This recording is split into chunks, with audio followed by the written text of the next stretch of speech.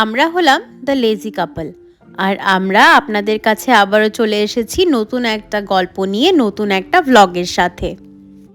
2025-এর একদম শেষে দাঁড়িয়ে আমরা আপনাদের কাছে আবার একটা নতুন ঠিকানা নিয়ে হাজির হয়ে গেলাম।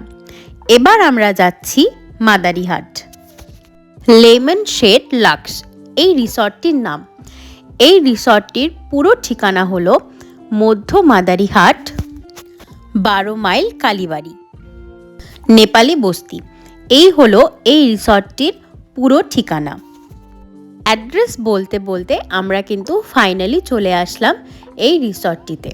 চলুন তাহলে ভেতর থেকে দেখা যাক রিসর্টটি কেমন।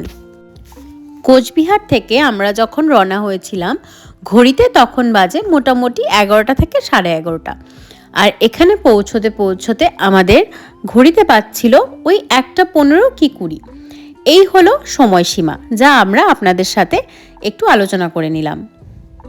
25 ডিসেম্বর কিংবা 31 ডিসেম্বর এই দুটো দিনের মধ্যে একটি কিন্তু আপনারা রাখতেই পারেন এই সুন্দর রিসর্টটিতে কাটানোর জন্য। এখানে 3 রকমের রুম রয়েছে। একটা রয়েছে ডিলাক্স, একটা রয়েছে কটেজ, আরেকটি রয়েছে বাংলো। ডিলাক্সের ভাড়া 5,000, বাংলোর ভাড়া 10,000, আর কটেজের ভাড়া 8,000। বাংলোর ভাড়া পার নাইট 10,000 এই কারণ সেখানে পার্সোনাল সুইমিং পুল রয়েছে। আপনাদের সাথে সেটারও একটা ভিডিও আমরা শেয়ার করব। আর আপনারা যদি না থাকার প্ল্যান নিয়ে যান, যে সকালে যাবেন, সারাদিন এখানে থাকবেন, খাওয়া দাওয়া করবেন আর বিকেলবেলা বাড়ি ফিরে আসবেন, সেটারও কিন্তু ব্যবস্থা এখানে রয়েছে। আপনারা চাইলে এখানে বার্থডেও সেলিব্রেট করতে পারেন।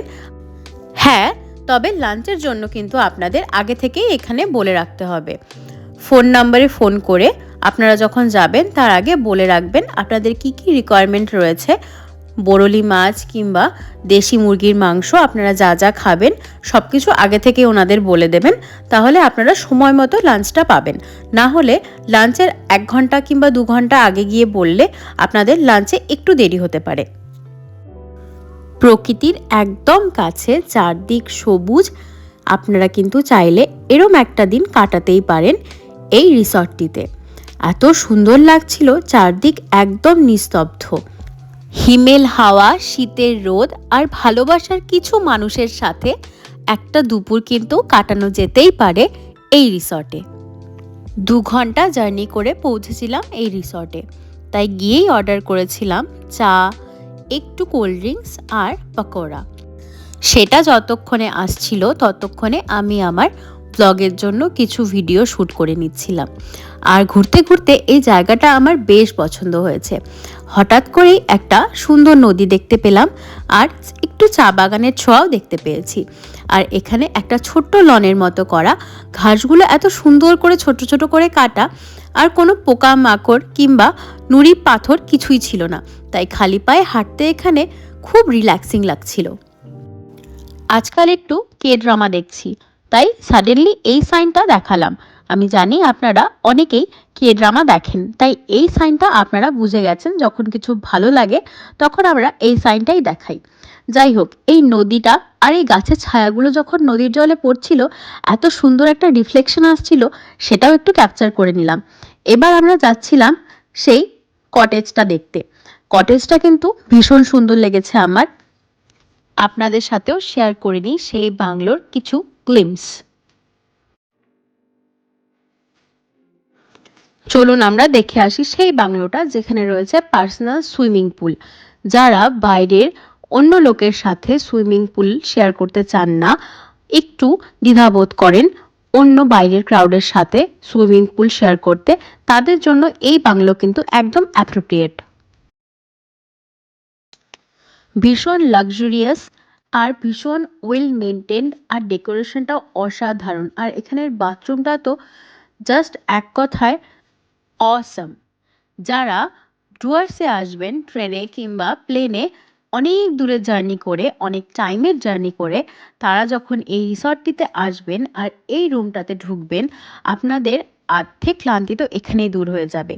এরপর যখন এরম একটা সুন্দর বাথরুমে, লাক্সারিয়াস বাথরুমে গরম জলের একটা সুন্দর বাথ নেবেন, তখন কিন্তু ক্লান্তি টাটা বাই বাই বলে ওই কয়েকদিনের জন্য আপনাকে রেহাই দিয়ে পালিয়ে যাবে।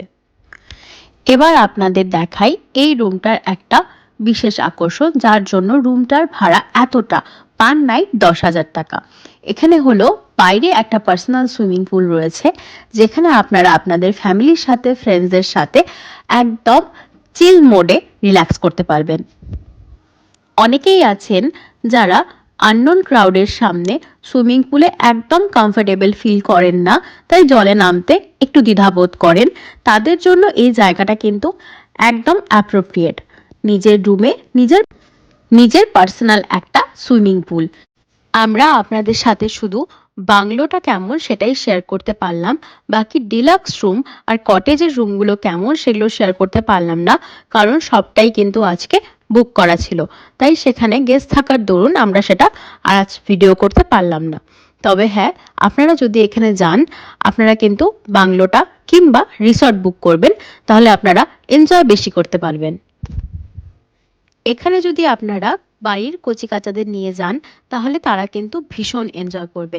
এখানে বেশ কিছুটা জায়গা লন করা রয়েছে, সেখানে কিন্তু ভীষণ পরিষ্কার পরিচ্ছন্ন আছে, কোনো রকমের পোকা মাকড় কিংবা অন্য কোনো কিছুর ভয় নেই। তাই তারা কিন্তু এখানে নিজের মন খুলে, প্রাণ খুলে ছুটোছুটি করতে পারবে, আর তারাও কিন্তু ভীষণ এনজয় করবে এই জায়গাটা। আর এটা হলো এই রিসর্টটির ডাইনিং এরিয়া, সেটাও কিন্তু বেশ বড় আর ভীষণ পরিষ্কার পরিচ্ছন্ন। আমরা এখানে অনেকটা সময় কাটিয়েছিলাম, কারণ এখানে আমরা অনেকটা আগে চলে গেছিলাম, তাই খাবার আমাদের মোটামুটি ওই 2:30 কিংবা 3টার দিকে সার্ভ করেছিল। তাই আমাদের সমস্ত ভিডিও সমস্ত কিছু করা হয়ে গেছিল বলে আমরা এখানে মোটামুটি 25 মিনিট ওয়েট করছিলাম লাঞ্চের জন্য। প্রথমেই বলেছি, আমরা এখানে কিন্তু গিয়েই প্রথমে অর্ডার করেছিলাম 1 কাপ চা, একটা কোল্ড ড্রিঙ্কস আর পকোড়া। কারণ আমরা যখন এখানে পৌঁছেছিলাম তখন ঘড়িতে মোটামুটি 1:20 কি 25, তাই তখন গিয়ে লাঞ্চ করতে আমাদের একদম ইচ্ছে করছিল না। আমরা আগে প্রথমে ভেবেছিলাম যে আগে ভিডিও করে নেব, সমস্ত শর্টস নিয়ে নেব, তারপর তেনজিংকে একটু খেলার জন্য সময় দেব এখানে, কারণ ও এনজয় করছিল এখানে, বেশ আমরা দেখছিলাম। তাই এখানে সেরকমভাবেই আমরা পুরো প্ল্যানটাকে সেট করে লাঞ্চটা আমরা মোটামুটি ওই 3টার দিকেই সেরেছিলাম। তার আগে একটু স্ন্যাক্স খেয়েছিলাম, এই আর কি। এখানের স্ন্যাক্স আইটেমের মধ্যে পনির পাকোড়াটা কিন্তু আমাদের বেশ ভালোই লেগেছিল। আর এখানে ওই স্ম্যাশড পনির দেয়নি, আমাদের কিন্তু পুরো গোটা গোটা পনিরই দিয়েছিল পনির পাকোড়ার ভেতরে, যেটা আমাদের ভীষণ ভালো লেগেছিল। স্ম্যাশড পনিরটা অনেক জায়গায় দেয়, যেটা আমাদের একদম খেতে ভালো লাগে না, ভীষণ কেমন একটা লাগে, কিন্তু এটা কিন্তু খুব ভালো লেগেছিল। যদি রেটিং দিতে হয় তাহলে আমরা এখানে স্ন্যাক্স হিসাবে যা যা অর্ডার করেছিলাম তার মধ্যে কিন্তু মোটামুটি ওই 10-এর মধ্যে 7.5-8 দেওয়াই যায়। এরিয়াটা কিন্তু অনেক বড়, পায়ে হেঁটে অনেকটা সময় লাগে কভার করার জন্য। আর জায়গাটা এত সুন্দর, চারদিকে একদম সবুজে ঘেরা, মন প্রাণ চোখ সবটাই যেন জুড়িয়ে যায়। এরপর কিছুক্ষণ ঘোরাঘুরি করে অনেকগুলো ফটো তুলে ভিডিও নিয়ে তারপর আমরা ওই 2:45 কিংবা 40 নাগাদ চলে এসেছিলাম লাঞ্চের জন্য। আমরা কিন্তু এখানে গিয়েই প্রথমে যখন স্ন্যাক্সের অর্ডার করছিলাম তখনই কিন্তু ওনারা বলে দিয়েছিলেন যে লাঞ্চের অর্ডারটাও করে দিতে। আমরা গিয়ে বলেছিলাম যে আমরা এখানে লাঞ্চ করব, সেরকম ব্যবস্থা আছে কি না। ওনারা বলেছিলেন হ্যাঁ, তখনই আমাদের লাঞ্চের অর্ডারটা ওনারা নিয়ে নিয়েছিলেন।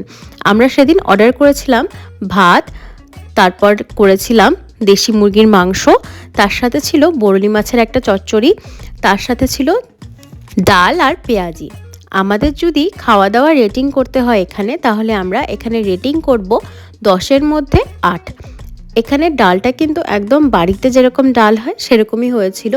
চিকেনটা আমাদের খুব একটা সেরকম ভালো লাগেনি, রেসিপিটা অফকোর্স, তবে চিকেনটা কিন্তু ভীষণ ফ্রেশ ছিল। সব কিছু খাওয়ারের মধ্যে সেদিন শোস্টপার যেটা ছিল সেটা হলো বরলি মাছের চচ্চড়ি। বরলি মাছের চচ্চড়িটা জাস্ট ফাটাফাটি হয়েছিল। বরলি মাছগুলো এত ফ্রেশ ছিল যে আপনাদের আমি বলে হয়তো বোঝাতে পারবো না। আর পকোড়াটাও মোটামুটি খারাপ ছিল না। এই ছিল আমাদের সেদিনকার লাঞ্চ। আমরা কিন্তু লাঞ্চটা ভীষণ এনজয় করেছিলাম। তেনজিংও আমাদের সাথে একটু আধটু খাচ্ছিল, তবে রান্নাটা একটু ঝালঝাল হয়েছিল বলে তেনজিং খেতে চাচ্ছিল না। তবে রান্নাগুলো কিন্তু বড়দের জন্য একদম পারফেক্ট ছিল, ঝাল ঝোল যাই বলেন সবগুলো একদম পারফেক্ট ছিল। আমার তো বেশ ভালোই লেগেছে, আমার হাজব্যান্ডেরও বেশ ভালো লেগেছে। তবে শো স্টপার আগেই বলে রাখি, সেটা কিন্তু বরলি মাছের এই চচ্চড়িটাই ছিল। আপনারা যদি এখানে যান আর লাঞ্চের প্ল্যান থাকে, তাহলে আপনারা আগে থেকে ওনাদের ফোন করে বলে রাখবেন যে আপনারা লাঞ্চে বরলি মাছটা নেবেন। বরলি মাছটা একদম অসাম ছিল। জমিয়ে শীতের দুপুরে লাঞ্চ সেরে তারপর আস্তে ধীরে রওনা হলাম আমরা বাড়ির পথে। এই ছিল আমাদের আজকের মাদারিহাটের লেমন শেড লাক্সের গল্প। আমরা আপনাদের কাছে আবারও ফিরে আসব নতুন একটা গল্প নিয়ে, নতুন একটা ব্লগের সাথে। ততক্ষণ পর্যন্ত ভালো থাকুন, সুস্থ থাকুন আর দেখতে থাকুন দ্য লেজি কাপল। আর হ্যাঁ, আমাদের ব্লগগুলো আপনাদের কেমন লাগে আমাদের অবশ্যই কমেন্টসে জানাবেন।